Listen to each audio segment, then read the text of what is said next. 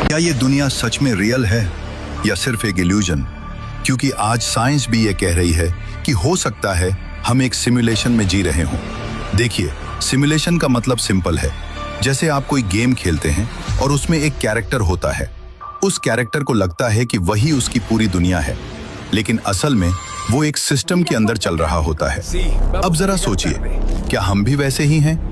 आज के साइंटिस्ट्स भी इस बात को सीरियसली ले रहे हैं। निक बोस्ट्रोम ने कहा कि पॉसिबिलिटी है कि हम सिमुलेशन में हों, और एलॉन मस्क ने भी कहा कि चांसेस बहुत ज्यादा हैं कि हम बेस रियलिटी में नहीं हैं। क्वांटम फिजिक्स एक और अजीब बात बताती है कि चीजें तब तक फिक्स नहीं होती जब तक उन्हें ऑब्जर्व न किया जाए। और एल्बर्ट आइंस्टाइन ने बताया कि टाइम भी रिलेटिव है, यानी रियलिटी उतनी स्टेबल नहीं है जितनी हम समझते हैं। अब कुरान की तरफ आइए। कुरान कहता है कि दुनिया की जिंदगी सिर्फ खेल और तमाशा है, यानी ये परमानेंट नहीं है, ये एक टेस्ट है। और असली जिंदगी क्या है? आखिरा। अब सबसे पावरफुल कनेक्शन समझिए। साइंस कहती है कि वर्ल्ड एक सिमुलेशन हो सकता है, और कुरान कहता है कि दुनिया एक टेम्परेरी टेस्ट है। साइंस कहती है सिस्टम एग्जिस्ट करता है, कुरान कहता है अल्लाह का सिस्टम है। साइंस कहती है ऑब्जर्वेशन मैटर करता है, और कुरान कहता है अल्लाह सब देख रहा है। दोनों एक ही सच्चाई की तरफ इशारा कर रहे हैं कि ये दुनिया फाइनल रियलिटी नहीं है।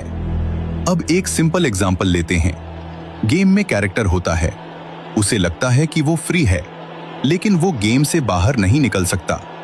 और यही बात अल्लाह भी बताते हैं कि इंसान और जिन अल्लाह की बाउंड्री से बाहर नहीं जा सकते, सिवाय इसके कि अल्लाह खुद इजाजत दे।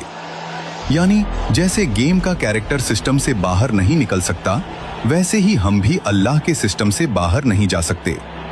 लेकिन एक बात क्लियर कर लीजिए, ये कोई मजाक नहीं है, ये एक सीरियस टेस्ट है। यहाँ हर चीज रिकॉर्ड हो रही है, हर एक्शन, हर डिसीजन। तो अगर ये दुनिया सिमुलेशन जैसी है, तो सबसे बड़ा सवाल ये नहीं है कि ये रियल है या फेक। सबसे बड़ा सवाल ये है कि आप इस टेस्ट में क्या कर रहे हैं। अगर ये दुनिया इल्यूजन है और असली जिंदगी अभी शुरू भी नहीं हुई, तो हमें कुरान के बताए रास्ते पर चलना चाहिए, क्योंकि इस दुनिया का पेन टेम्परेरी है। कुछ पल, कुछ घंटे, कुछ दिन और फिर खत्म।